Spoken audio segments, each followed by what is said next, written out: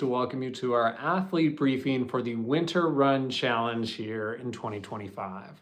Start off with a little week 6 review. So we're continuing pushing those anaerobic capacity intervals. We've had a really nice long progression here, which is not something we get in every challenge structure.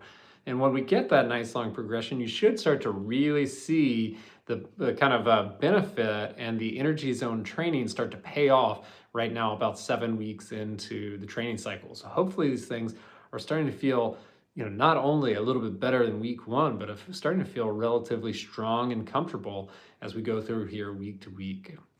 So in our workout number 2, we backed off a notch and we started working on that VO2 max, AKA a pace that's probably going to be pretty darn similar here to our distance test upcoming in the following week. So hopefully start to kind of refamiliarize yourself with what that feels like, start to get test ready.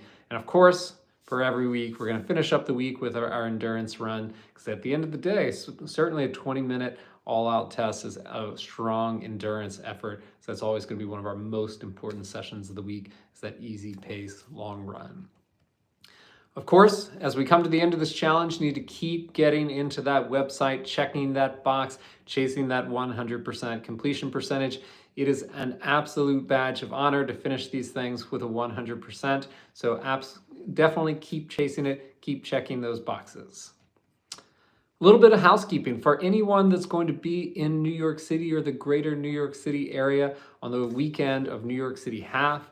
But in particular, on Saturday the 15th, Team Wilpers will have its New York City Half Shakeout Run at 10 a.m. right on the southwest corner of the park in Columbus Circle. So that'll definitely be posted on our social channels as we get closer to the date. But if you're going to be around, whether you're running the race or not, we would love to see you share a few miles. So please come out, say hello. And it'll be always a fun day. It was such a great time to actually get to meet people in person. So now let's talk a little bit about our week 7 workouts here. So you've heard me say this now, I think, for basically 6 weeks in a row, but one more time, anaerobic capacity intervals, that's what we're continuing with. So as I mentioned in the week 6 review there, rare that we get to follow through a straight energy zone progression like this. It's a really awesome training stimulus here. I'm excited for it, not only now, but excited for the benefit that you might get going into spring when you start to transition back to a little bit different style of running here. So working with that Strider warm-up, these things should be ultra dialed in by this point. Hopefully they're really getting you ready for the tough efforts to follow. Hopefully you're feeling the benefit of why you include them as you go into those first sets, and they should help you fire off a little bit better in set 1. The main set this week, so this is certainly the pinnacle of our training intensity here, but we have that 5 by 2 minute anaerobic capacity interval. So I told you 2 minutes as far as we would go, but this is the kind of the peak of 5 by 2, all 2 minute intervals here, but pretty steady rest. So I said this before, I'll say it again. You have to really maximize these recoveries in order to kind of take it to that high level time after time here. So for a lot of people going on to like if you're doing this outside or you're doing this on a track, I think this is going to correspond to about 300 to 400 meters for a lot of people running this intervals here at right around 2 minutes. So it's a nice strong effort, but absolutely something you're capable of. And as I mentioned, maximize the recoveries. You really need those recoveries to be able to take it to that high level each consecutive time. So take those recoveries as light as you need them while just maintaining a very gentle jog. Workouts like this, just to bring up and remind people, the cool down is super important. You've been working at an incredibly high level, generating a ton of lactic acid in those muscles. So you need to take the time and cool down gently, allow things to kind of work their way. You will find by doing it, you will feel ultimately better a little bit down the line.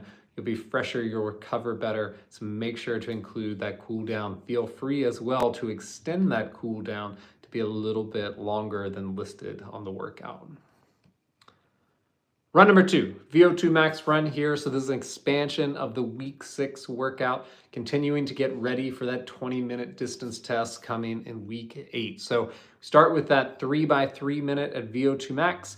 So as previously mentioned, this might be right around your previous 20-minute distance test pace, this kind of VO2 max score. And then for the final 2 minutes of it, I want you to take it a little bit faster. So especially if things been feeling really good in your training and you're hoping to do a little bit better in your upcoming test, this is the 2-minute kind of segment to kind of go and test and see what that pace might be and what that might feel like, so that when you start your 20-minute test, you're going directly to it, staying ahead of that kind of previous result there. So this, once again, that 2-minute test to just push a little bit past the VO2 max zone.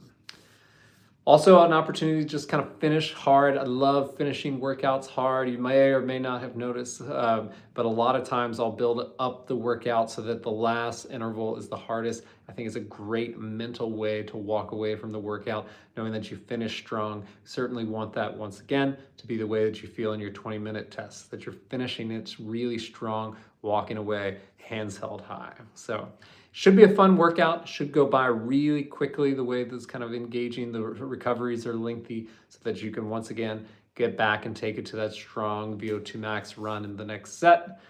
And it is a fantastic prep workout to get ready for that 20-minute distance test in week 8. One more time, naturally we're finishing the week with our final kind of lengthy endurance run of this challenge here. So enjoy this one after the tough 2 workouts that came before it. Should be a real pleasure cruise, so enjoy. Otherwise, that'll be all for week 7. We're quickly wrapping this thing up, so amazing job on making it this far. Thanks as always for watching, and I'll see you soon.